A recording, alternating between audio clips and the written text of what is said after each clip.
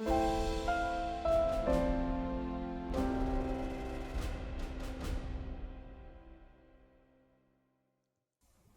everyone. On this very special day of remembrance, I thought I'd take the opportunity to share some reflections with you. 20 years after September 11th, it's a milestone to be sure. But as I'm sure is the case for many of you, no amount of time can ever fade my memories of that day. What I remember most about 9/11 is stepping off the helicopter at Shanksville, Pennsylvania, and being met by the brutal sound of silence. Emergency personnel searched the fields. Ambulances were at the ready. Rescue workers wanted someone to save. But you see, the passengers and crew of Flight 93 were 40 heroes strong. They were, in fact, the first responders on the scene. They had already run toward the danger. They had already taken up the battle. They were already in the arms of God. Above a Pennsylvania field, in the Pentagon Stone and the once towering World Trade Center, we lost nearly 3,000 souls from more than 80 nations. We lost them too terribly and much too soon. And yet, despite the weight of pain and anguish on our shoulders, we pulled together. Do you remember? Some of you brought foil-covered plates of food to firefighters.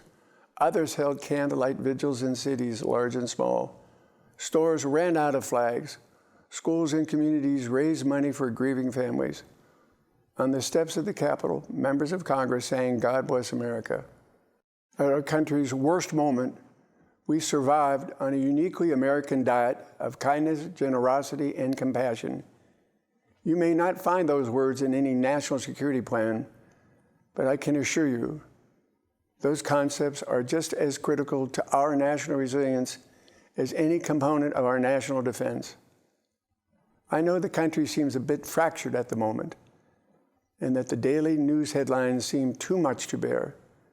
Some of you have actually told me you're feeling overwhelmed by the challenges we face and uncertain about our ability to meet them.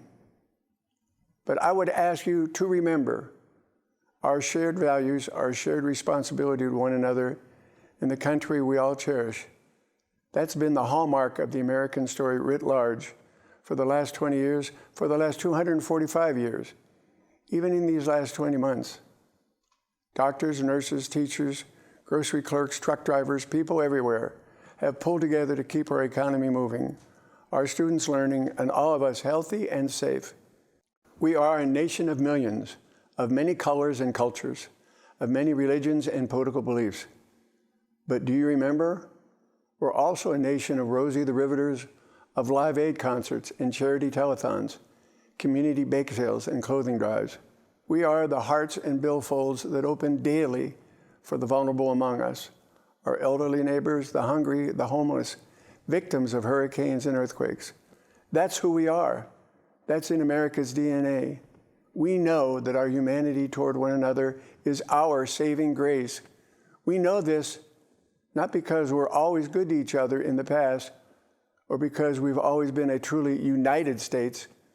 We know it because at times we've strayed from that humanity and empathy and that unity. We've learned from the consequences of our mistakes that America is not perfect, so we try harder every day and strive to be a more perfect union. The late Senator John McCain was a dear and wonderful friend of mine for many decades. "Do not despair of our present difficulties," he said in his farewell message, "but believe always in the promise and greatness of America, because nothing is inevitable. John took nothing for granted. He fought every day of his life for the greater good, for the country he loved, for the cause he believed in most, service above self."